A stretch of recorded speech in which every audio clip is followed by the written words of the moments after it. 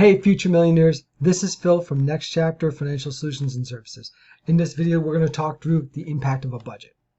Now you're probably saying to yourself, what the heck is a budget? Well, a budget is a game plan for your money. Now we recommend that you plan out every month of your money. You've worked so hard for it. You might as well put a game plan to it to achieve your financial goals.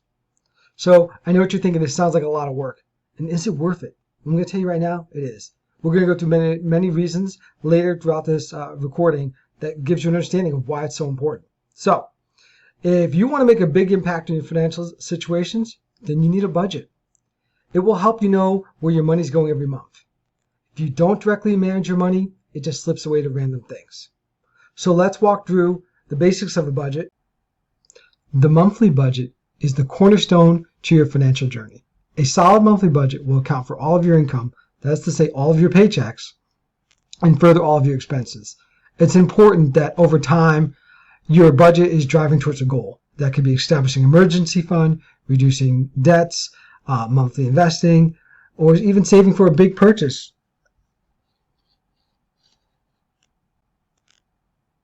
What do you gain with a budget?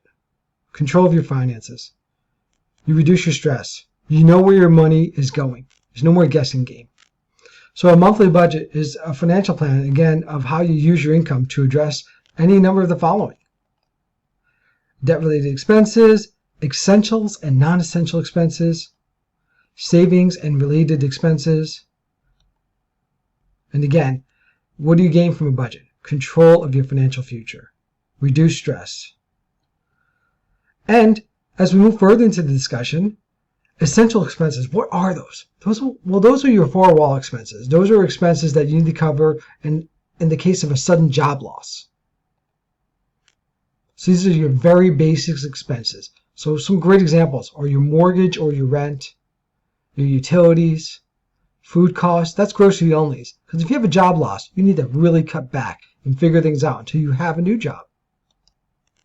Insurance and transportation.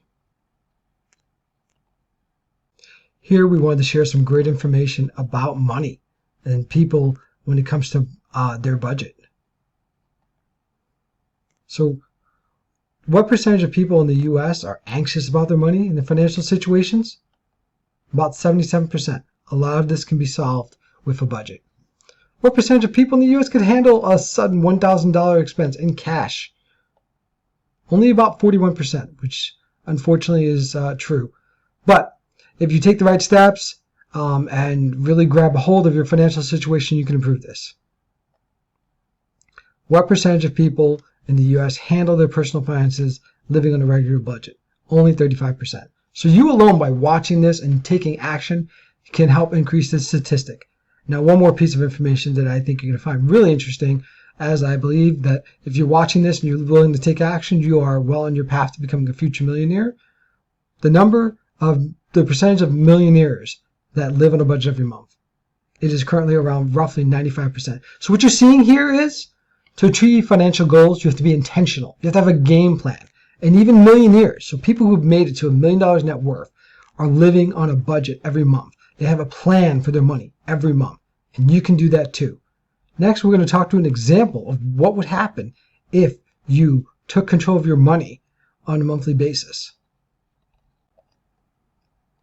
You really want your budget to account for all forms of income that you have coming in, whether it be weekly, bi-weekly, monthly, or even semi-monthly. So those are the people who do like 1st and 15th, or 15th and the 31st of the month. Okay? Then you want to, from there, make sure it accounts for all of your bills and fixed expenses. So again, that's going to be your mortgage, utilities, or rent, insurance, and then loan payments of any form that you've got, and then variable expenses, and then just other expenses, and then your savings and investment goals. But it's important, once again, to make sure that your budget is goal-oriented. So let's walk through a hypothetical scenario. If a person had $12,000 in debt and their budget let them realize that they have about an extra $500 that they could be putting towards debt. And what if they did that? They focused that $500 on that debt and did that monthly. And so roughly about 2 years later, they were really low in debts, and now they had $900 excess. So they had $900 excess. What would happen if they invested that? So let's walk through that. Okay, so real quick, they take a portion of that $900 extra per month. So we'll say $750, and they do that all year. So even $750 per month, that'd be roughly $9,000. Let's say this person is the age of 35, and they're going to do $9,000 in their investment account or some type of retirement account, okay? And let's say that they did that $9,000 and they wanted to assume it was a 7% compounding interest rate, right? Again, the Dow Industrial Average and S&P, roughly about 7 to 10% is a good assumption that you could do for compounding growth. What would that equal to from the age 35 to 65? I think you're going to be really surprised by that number. About $918,000 in 30 years. Now, why is that? That's compounding growth in action, right? So at year 35, it'd be only about $9,000. When you get to 40, about $64,000.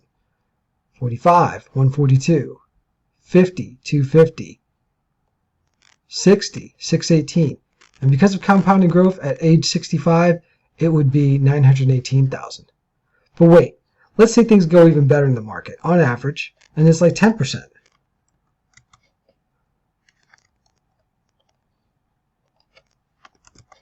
What would it be? Roughly 1.6 million.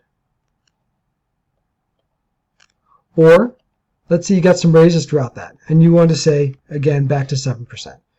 And you got some raises, so you realize you more likely have like $1,200. But you're not going to save all $1,200 because of raise of cost of living.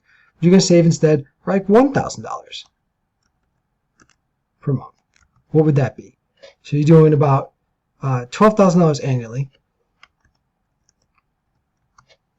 What would that be at 7% for 30 years? 1.2 million. That's still pretty good. And again, if we increase that interest rate, this is just the estimate, right? Let's say your investments do really well and it's averaging on average for 30 years 10%, be over $2 million. So again, it's important. Have a budget that allows you to reach your financial goals. Because reaching those financial goals, when you take control of your financial journey instead of applying them to investments, it really can pay off in time. So, if you haven't gotten it by now, let's go over this one more time. Your monthly budget gives you guidance on how to utilize your money to achieve your financial goals.